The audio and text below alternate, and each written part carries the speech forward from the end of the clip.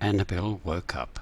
She rubbed her eyes, then quickly got dressed and went down to the beach at Sandridge. There she saw a ship full of all kinds of cargo coming into port.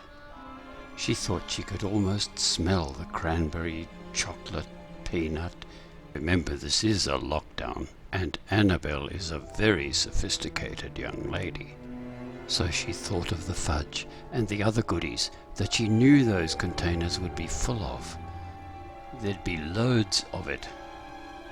Down at Pier 35 now, she watched as the ship Lumayan came in.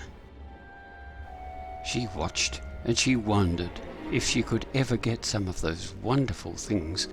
But she thought, I don't know anybody on those big ships.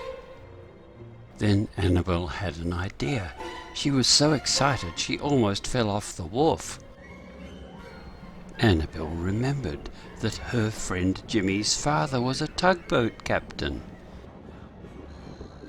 And the tugboat was Switzer of Otway, and there it was in front of her.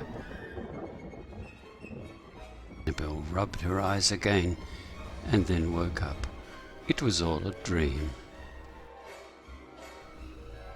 But what was this beside her bed?